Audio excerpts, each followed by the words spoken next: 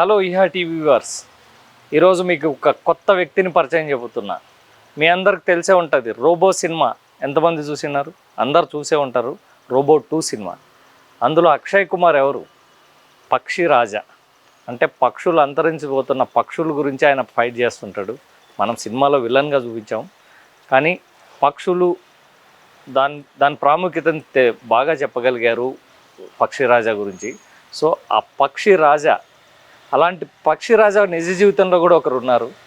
ఆయన అనంతపూర్ అనిల్ కుమార్ గారు. మీకు పరిచయం చేస్తున్నా. Hello sir. Hello. Anantapur Anil Kumar గారు. ఈయన పక్షి రాజా, ప్రకృతి రాజా, ప్రకృతి ప్రేమికుడు. ప్రేమించడంలో అనంతపూర్ అనిల్ గారు చాలా ముందుంటారు. ప్రకృతి యొక్క ప్రాముఖ్యతను చాలామందికి తెలియజేస్తూ ఉంటారు. జిల్లాలో కానీ లేకపోతే వివిధ మాధ్యమాల ద్వారా ప్రకృతి ఎంత ఇంపార్టెంట్, ప్రకృతి మనకి ఏమి ఇచ్చింది, మనం ప్రకృతికి తిరిగి ఏమి ఇవ్వాలన్న దాని మీద ఈయన రెగ్యులర్గా ఫైట్ చేస్తుంటాడు. ఈయన చాలా సామాజిక కార్యక్రమాలు చేస్తుంటాడు. అందులో ముఖ్యమైనది బర్డ్స్, అంతరించిపోతున్న బర్డ్స్ని రక్షించడానికి ఇలాంటి నెస్ట్లు తయారు చేసి పంచుతూ ఉంటాడు. ఇది చూడంగానే బోర్డు పెట్టింది అనుకున్నారేమో, కాదు, ఇది మ్యాన్మేడ్ నెస్ట్. ఈ నెస్ట్లని ఈయన స్వయంగా కేరళ, తమిళనాడు ప్రాంతంలో తయారు చేయించి అవి అక్కడి నుంచి తీసుకొచ్చి ఇక్కడ జిల్లాలో చాలా అర్బన్, ముఖ్యంగా టౌన్లలో పంచుతూ ఉంటాడు. అంటే వాటికి గృహాలుగా ఉండాలి కాబట్టి, సొంతంగా ఉండడానికి. హలో అండి అనిల్ కుమార్ గారు. అనిల్ కుమార్ గారు, ఎందుకు మీకు ఈ ఆలోచన వచ్చింది? అంటే బోర్డ్ నెస్ట్ తయారు చేయాలి. బోర్డ్ అంటే న్యాచురల్గా అదే నెస్ట్ కట్టుకుంటుంది కదా, నెస్ట్ కట్టుకుంటేనే అది ఉండగలదు. మీరు ఎందుకు మీకు ఈ నెస్ట్ తయారు చేసి అర్బన్లో ఇవ్వాలని ఎందుకు అనిపించింది? ఓకే, ఎస్, పక్షులు తన గూడు తానే చేసుకుంటుంది. కానీ ఏమైపోయిందంటే ఆ గూడు ఎక్కడ చేసుకుంటుంది? చెట్లల్లో చేసుకుంటుంది, ఇళ్ళల్లో కార్నర్స్లో, పోర్టికోస్లలో అటువంటి చోట చేసుకుంటా ఉంది.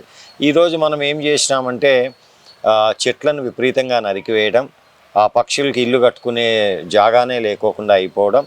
అంతేకాకుండా చాలా చోట్ల మీరు అర్బన్ స్పారోస్, ఊర పిచ్చుకలు ఎక్కడొచ్చి పెట్టేవంటే ఇంతకుముందు కూడా కార్నర్స్లో వచ్చేది, లేకపోతే ఏసీలోనో ఫ్యాన్ మీదో అట్లా పెట్టుకుంటూ వచ్చేది. అవన్నీ ఏమవుతుందంటే మనము దాని గురించి జాగ్రత్త లేకపోవడం, ఆ గుడ్లు పడిపోవడం, ఆ పక్షులు ఆ గడ్డితో కట్టుకునేది కూడా చాలా మైన్యూట్గా ఉండడం, అవన్నీ దానివల్ల. అందుకు ఒక ఆలోచన వచ్చి పూర్తిగా నెస్ట్ కాకుండా ఒక 80% ఫినిష్ నెస్ట్ చేస్తే పక్షి యొక్క సహజ సిద్ధమైన గూడు కట్టుకునే ఆ క్యారెక్టర్ కోల్పోకోకుండా ఒక 80% ఫినిష్ అయిన గూడు చేసి మిగతాదంతా ఆ పక్షి చేసుకునే విధంగా చేయగలిగితే, అంటే మనం పక్షికి అర్ధం ఇల్లు కట్టేంత వరకు మనం సాయం చేస్తున్నాం, మిగతా ఇల్లు ఆ పక్షి కట్టుకోగలిగితే ఇది చాలా స్ట్రాంగ్. ఇది మీరు ఇది కింద వేసినా ఏం కాదు. సో ఇది ఏమంటే కేవలం టెంకాయ పీసు, ఫుడ్ పేస్ట్, అంటే దీంట్లో ఏ విధమైన కెమికల్ కానీ ఏది ఉండదు దీంట్లో. సో ఇది ఉత్త టెంకాయ పీసే ఉండడం వల్ల పక్షి కూడా మనకు బూజు, ఆ దారము ఈ దారము టెంకాయ పీసే తీసుకొచ్చి పక్షి కూడా చేస్తుంది. సో దానికి ఒక న్యాచురల్ ఇది మాత్రం ఉంటుంది. ఇది చాలా చాలా సేఫ్ అనమాట ఇది. సో అందుకోసం ఆ ఆలోచన తీసుకొచ్చి దీన్ని చేయడం మొదలుపెట్టినాము. ఫస్ట్ మేము అనుకునింది ఒక 5,000 పక్షిగూళ్ళు పంచుదాంలే అనంతపురంలో. 5,000 పక్షిగూళ్ళు పంచితే దాంట్లో ఒక 2,000 దానిలో పక్షులు వచ్చినా కానీ మనం ఒక 10,000 పిచ్చుకల్ని కాపాడిన వాళ్ళం అవుతామనే ఉద్దేశంతో దిగింది. కానీ మేము 5,000 సంవత్సరానికి పంచాలనుకోయింది కరెక్ట్గా 4 రోజుల్లో అయిపోయింది. 5,000 గూళ్ళు. అంటే ఏమైందంటే ఈ పక్షిగూళ్ళ కార్యక్రమం మేము లాంచ్ చేసిన వెంటనే సామాజిక మాధ్యమాల్లోనూ, మెయిన్ స్ట్రీమ్ మీడియాలోనూ ముందుకొచ్చి వాళ్ళు ఇది ఒక మంచి ప్రయత్నం అనే విధంగా చూపించడము, అది వైడ్ స్ప్రెడ్గా అయిపోవడము.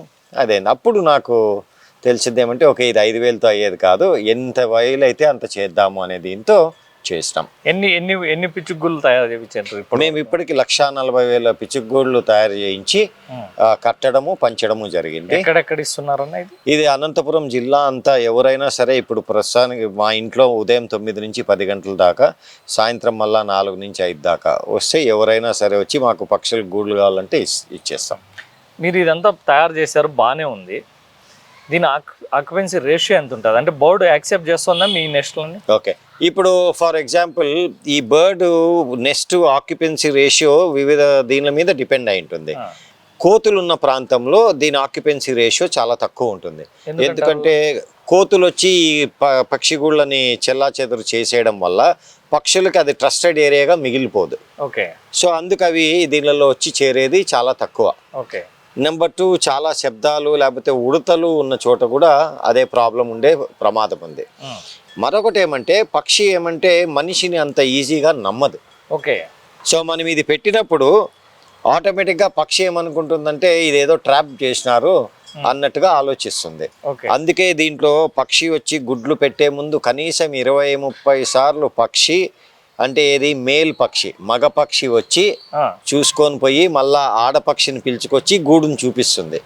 ఆడపక్షి టిక్ మార్క్ వేసిన తర్వాతనే ఈ పక్షి గూడిని ఆక్యుపై చేస్తుంది. అంటే మనుషుల మాదిరే మగవాళ్ళు ఎంత కట్టినా కూడా హౌస్ ఇల్లాలకి నచ్చితేనే ఇల్లు అంటారు. కరెక్ట్. అంటే ఇక్కడ కనీసం ఈడ ఇల్లాలకు నచ్చితేనే ఇల్లు అంటే ఇల్లు కట్టిన తర్వాత మళ్ళీ కొత్త ఇల్లు కట్టమని అడగరు మనుషులు. పక్షులు మాత్రము చేరవు. మళ్ళా మగ పక్షి ఇల్లు కట్టేది మొదలు పెట్టాల. ఓకే. సో అది ప్రకృతి సిద్ధాంతం.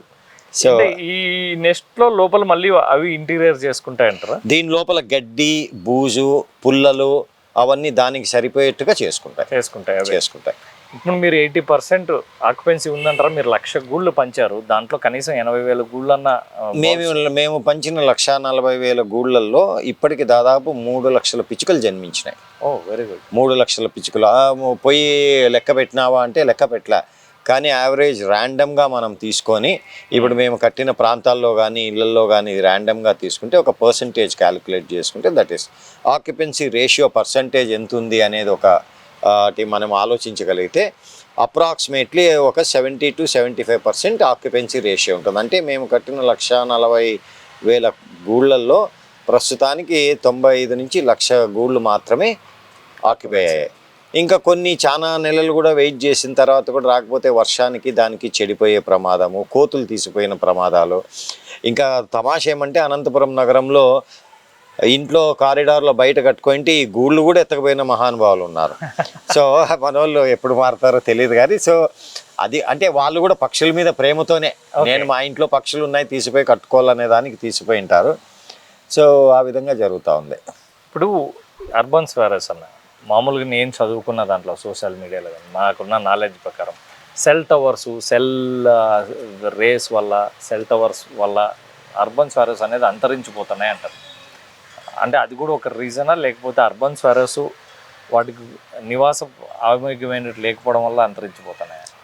Urban sparrows decrease in population due to radiation is a fact. Okay. కానీ అంతరించిపోతున్నాయి కేవలం సెల్ టవర్స్ వల్లనే అనేది అదొక మిత్.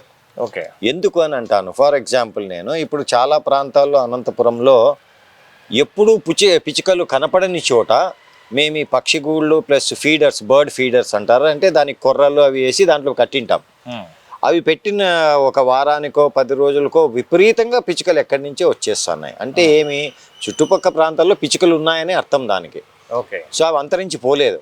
సో మనుషులు ఏమైందంటే ఈ మధ్య కాలం, పాతకాలంలో ఏముండేదంటే మనం భోంచేసిన తర్వాత వచ్చి చేయి కడుక్కొని ఇట్లా ఇదిలిస్తే కొన్ని మెతుకులు పడేది. అవును. అవి పక్షులకు ఆహారం అయ్యేది. ఇప్పుడు మనం అవన్నీ ఏం చేయము. సో సిస్టమ్ వచ్చింది, డ్రైనేజ్లో కలిసిపోతాను. అంతేకాకుండా పక్షులకి మనం ఇప్పుడు అనంతపురంలో 4 లక్షల మంది జనాభా, 80,000 కుటుంబాలు ఉన్నాయి. 80,000 కుటుంబాల్లో ఎంతమంది పక్షులకు ఒక పిడికెడు బియ్యం వేస్తారు చెప్పండి? మనం మన బిజీ స్కెడ్యూల్లో మనం అది మర్చిపోయినాం. సో తిండి లేని చోట పక్షులు ఎందుకు ఉంటాయి? ఉండవు. అవును. సో తిండి ఎక్కడ దొరికితే అక్కడ పోతాయి, కోతులైనా పక్షులైనా ఇంకోటైనా. ఇప్పుడు మా వీధి చూసినారంటే మేము అన్ని నీళ్ళ తొట్లు పెట్టినాం. మరి ప్రతిరోజు ఆవులు పోయేటప్పుడు ఇక్కడే వచ్చి నీళ్ళు ఎందుకు తాగుతాయి? ఎందుకంటే నీళ్ళు ఉన్నాయి కాబట్టి తాగుతాయి. నీళ్ళే లేకపోతే ఆవులు రావు అసలు ఈ రూట్కి. సో అదేవిధంగా పిచ్చుకలు కూడా మేము ఎక్కడైతే కట్టినామో కొన్ని ప్రాంతాల్లో ఏదైతే దీనికి అనుకూలంగా లేదో అక్కడ పక్షులు రాలేదు తప్పితే మిగతా చోటంతా పక్షులు వచ్చి పక్షి గూళ్ళ కోసం కొట్లాడుకుంటున్నాయి. ఓకే. మీరు ఇప్పుడు నార్పల స్కూల్కి, బీసీ స్కూల్కి పోయినారంటే మేము దాదాపు 40 పక్షి గూళ్ళు అక్కడ స్కూల్ లోపల కడితే కారిడార్లో మీకు దాదాపు 400 పక్షులు ఉన్నాయి. ఓకే. అంటే ప్రతిరోజు కొట్లాడుకుంటా ఉంటాయి పక్షి గూళ్ళ కోసం. ఆడ ఎక్స్ట్రా కడతా పోతాం మేము, ఎందుకంటే అది ఒక ట్రస్టెడ్ ఏరియా అయిపోయింది. సో అదేవిధంగా ఇప్పుడు మేము అనంతపురంలో కూడా ఒక ఇంటికి మేము ఈ గూళ్ళు ఇస్తే అక్కడ పిచ్చుకలు వస్తే ఆ పక్కింట్లోకి కూడా గూళ్ళు ఇచ్చేటట్లు ఒక ప్రయత్నం చేస్తాం మేము. అన్లెస్ అండ్ అంటిల్ వాళ్ళు మాకు వద్దు అని అంటే తప్ప, ఎందుకంటే అది ట్రస్టెడ్ ఏరియా అయిపోతుంది. ఇప్పుడు ఈ కాస్ట్ ఎంత పడుతుంది అన్న మీకు ఒక్కో గూడు? నాకు యావరేజ్గా అంటే మేము డిఫరెంట్ గూడ్లు చేపిస్తాం కాబట్టి ఇప్పుడు ఇది చాలా పెద్దది, అంటే డబుల్ బెడ్రూమ్ హౌస్ అనుకోండి, ఇది టూ బర్డ్స్ ఫ్యామిలీస్ ఉంటాయి దానికోసం అన్నట్టుగా పెట్టినాం మేము. అది అంటే పక్క పక్కన మామూలుగా ఉండదు. ఇదేమంటే కొన్నిసార్లు ఏమవుతుందంటే గుడ్లు ఎక్కువ పెట్టడము, ఈ పిచ్చుకలకి స్థలం, ఈ పిల్లలకి ఎక్కువ స్థలం కావాలా. ఓకే. సో ఇది దానికి మధ్యలో ఏముండదా? ఉంది, జస్ట్ గడ్డి పెట్టినాము లోపల వాల్ జస్ట్ ఇది అంతే, ఒక పార్టీషన్ మాదిరి. సో ఆ పక్క ఉన్న పక్షులకి ఇదేమి సరిపోదు, ఇదేమి ఇంటర్ఫియరెన్స్ ఉండదు. ఈ పక్క ఇవే, ఆ పక్క అవే. ఓకే.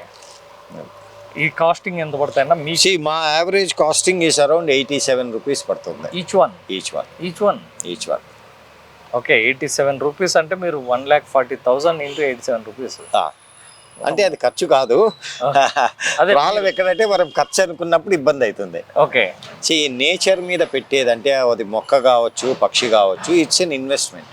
ఓకే. నేచర్ నుంచి, ప్రకృతి నుంచి మనం విపరీతంగా లాగేసుకున్నాం. అవును.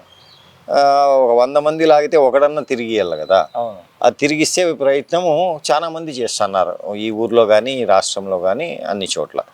సో దాంట్లో భాగంగా నేను అనేది ఏమంటే ఇది ఇన్వెస్ట్మెంట్. ఇప్పుడు నేను 8వ తరం వాడిని ఇక్కడ. ఓకే. ఇప్పుడు నా నెక్స్ట్ 2 తరాలు అన్నా కనీసం ఈ ఊర్లో ఉండాలంటే ఈ ఊర్లో కొన్ని చెట్లు, పక్షులు ఉంటే నా నెక్స్ట్ 2 తరాలు ఉంటారు. అది లేకపోతే ఎవరు ఉండరు కదా. So it's an investment. రానున్న తరాలకి నేచర్ ఇంబ్యాలెన్స్ కాకోకుండా ఉండాలా అంటే మనం అందరము ఏదో విధంగా మన టైమో, మనీనో, ఎఫర్టో పెట్టి ఈ కార్యక్రమాలు చేయక తప్పదు, చేయాలి కూడా. ఎందుకంటే యు ఆర్ టేకింగ్ నేచర్ నుంచి విపరీతంగా లాగేసుకుంటున్నాం కాబట్టి మనం లాక్కున్న దాంట్లో ఒక 1% అన్న వాపస్ ఇవ్వగలిగితే మంచిదే. అంటే మీరు ఇంత చేస్తున్నారు అంటే దీనికి మీరు ఓన్ ఫండింగా లేకపోతే ఎలా చేస్తారు ఫండింగ్? మా ప్రాజెక్ట్స్ అన్నీ కూడా ఇట్స్ కంప్లీట్లీ 100% ఓన్ ఫండింగ్.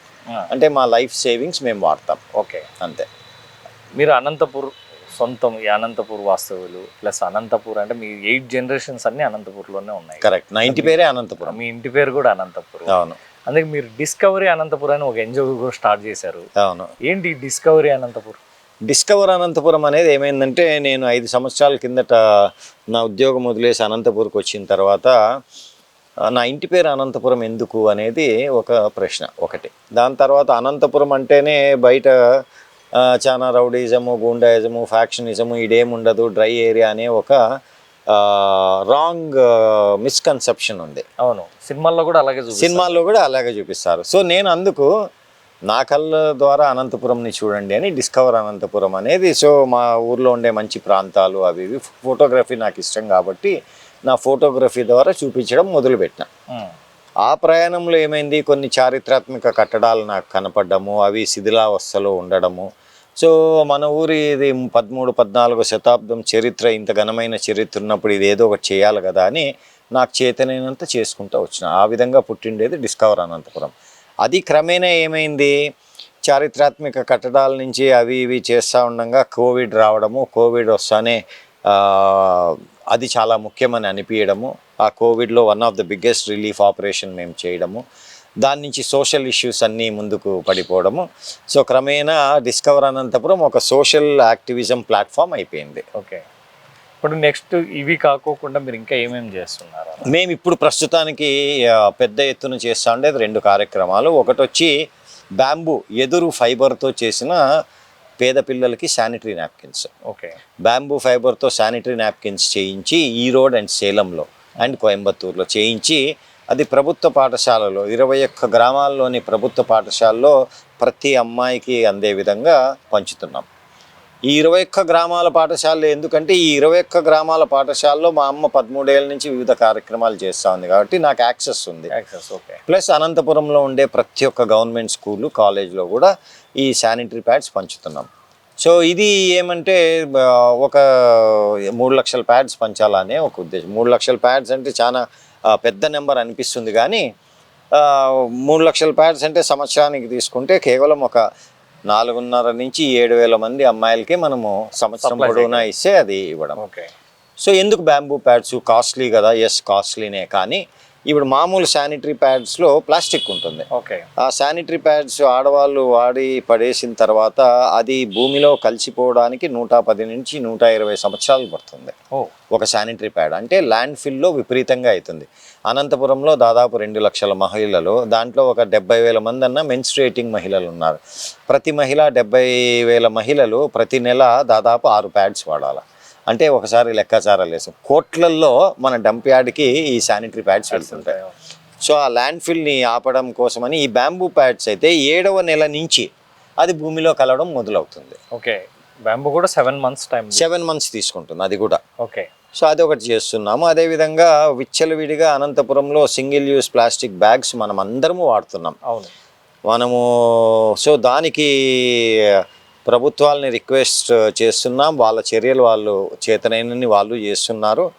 మా బాధ్యతగా మేము ఏం చేసినామంటే క్లాత్ బ్యాగ్స్ కుట్టించినాం. క్లాత్ బ్యాగ్స్ కుట్టించి ఎవరైనా సరే ఊర్లో ప్లాస్టిక్ బ్యాగ్ పట్టుకొని పోతా అంటే, ఇప్పుడు కూరగాయల మార్కెట్లో ఒక ప్రోగ్రాం పెడతాము. ఆడెవరైనా కూరగాయలు తీసుకొని వెళ్తుంటే ఆ ప్లాస్టిక్ బ్యాగ్లో ఉండేటివన్నీ బట్ట బ్యాగ్లు వేసి ఆ బట్ట బ్యాగ్ ఆయనకి ఇస్తాం. సో ఆ విధంగా ఇప్పుడు మేము ఒక 80,000 సంచులు పంచినాము. ఇంకొక 20,000 చేసి ఆడికి ఆపుతాం సంచులు. ఆ తర్వాత ప్రభుత్వము దాన్ని ముందుకు తీసుకెళ్ళాలి. ఏ విధంగా ఓకే అవేర్నెస్ క్రియేట్ చేయడం మా బాధ్యత. లక్షల్లో బ్యాగులు పంచడం మా బాధ్యత కాదు, చేత కూడా కాదు. ఎందుకంటే దానికి ఆర్థిక వనరులు విపరీతంగా కావాలి. సో అది ఒక అవేర్నెస్ క్రియేట్ చేసి బట్ట సంచులు వాడండి అనే ఒక మెసేజ్ స్ట్రాంగ్గా తీసుకెళ్లేదానికి చేపట్టిన కార్యక్రమం. సో ఈ 90 రోజులు కేవలం శానిటరీ నాప్కిన్స్ది ప్లస్ బట్ట సంచులు ప్రోగ్రామ్ చేస్తున్నాము. దానికి సైడ్ బై సైడ్ ఇవి కంటిన్యూస్ ప్రోగ్రామ్స్, ఏవి మొక్కలు నాటడం కానీ, చెట్లు పంచడం కానీ, మొక్కలు పంచడం కానీ, చెట్లు కాపాడడం కానీ, పక్షిగూళ్ళు పంచడం కానీ, పక్షిగూళ్ళు కట్టడం కానీ. థ్యాంక్ యూ అన్న, చాలా మంచి కార్యక్రమం చేపట్టారు. థ్యాంక్స్. అండ్ ఇంకొకటి అడుగుదాం అనుకున్నా, మీరు మొక్కలు ఇప్పటివరకు ఎన్ని రకాల మొక్కలు పంచారు, ఏంటి ఆ మొక్కలు అంటే ఫ్రూట్స్ మొక్కలైనా లేకపోతే ఏమేమి మొక్కలు పంచుతుంటారు రైతులకి? ఓకే, సో మేము మొక్కలు పంచే దగ్గర కూడా పక్షుల్ని దృష్టిలో పెట్టుకొని మొక్కలు పంచుతాం.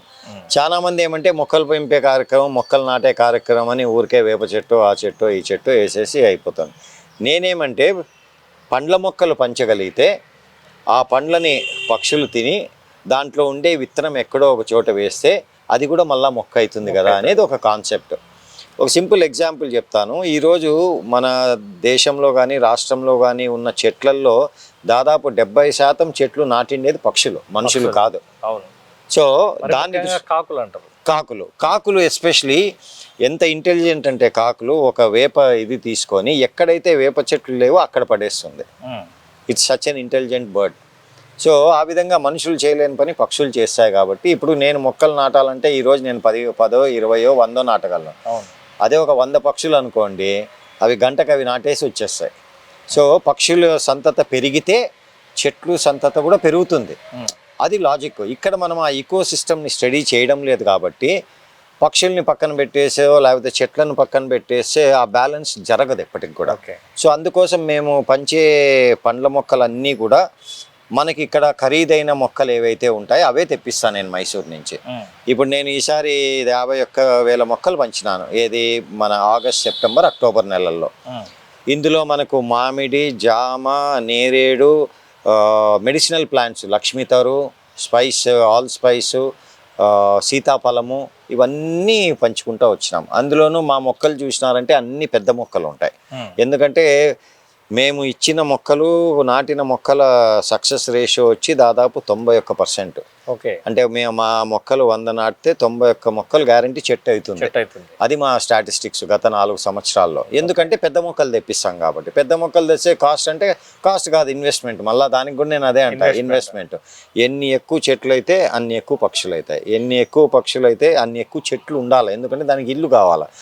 నేను ఇట్స్ స్టాండ్ బై ఆపరేషన్ అంతే. ఏమి మన ఇంట్లో ఒక పిచ్చికొచ్చి ఆడ పోర్టికోలోనూ ఆడ పెట్టి కింద పడుకోకుండా దాని సంతతి పెరగడానికి. చెట్లు are the natural source. So మనం ఎన్ని చెట్లు పెంచగలిగితే హరితానంత అనేది సాధ్యం, ఆ విధంగానే అవుతుంది. అది చాలామంది దీన్ని పాజిటివ్గా తీసుకొని ముందుకు వెళ్తున్నారు. కేవలం అనంతపురం టౌనే కాదు, ఉరవకొండ, కళ్యాణదుర్గం, కుందుర్పి, నార్పల, హైదరాబాదు, బెంగళూరు, వీళ్ళందరూ కూడా పక్షిగూళ్ళు నా దగ్గర నుంచి తీసుకువెళ్ళి ఆడ కార్యక్రమాలు చేస్తూ ఉంటారు. థ్యాంక్ యూ అన్న, మీరు చాలా మంచి కార్యక్రమాలు చేపడుతున్నారు. ఆల్ ద బెస్ట్, మీరు ఇంకా మంచి పనులు చేయాలని. థ్యాంక్స్. ఫ్రెండ్స్, చూశారుగా ప్రకృతికి మనం కూడా ఏదో ఒకటి తిరిగి ఇవ్వాలి. ప్రకృతిని నాశనం చేసే వాళ్ళని చూసాము, కానీ ప్రకృతిని కాపాడడం కోసం కూడా చాలామంది ఉన్నారు. మీరు కూడా ప్రతి ఒక్కరు ఈ అవేర్నెస్ తెచ్చుకొని నాట్ ఓన్లీ నెక్స్ట్ గూళ్ళు కట్టమని ఒకటే కాదు, కానీ చెట్లు నాటండి, మొక్కలు నాటండి. ప్రకృతిలో మళ్ళీ వచ్చే తరాల వారికి ఎటువంటి మన నెక్స్ట్ జనరేషన్స్కి ఇబ్బంది లేకోకుండా ఒక 10 తరాల జనరేషన్ మనం నాటిన మొక్క ఒక 10 తరాల వరకు ఉండాలి. సో అందరూ కూడా చెట్లు నాటే కార్యక్రమం కావచ్చు, లేకపోతే ప్రకృతిని కాపాడే కార్యక్రమం చేయాలని నేను మనస్ఫూర్తిగా కోరుకుంటున్నాను. Thank you very much.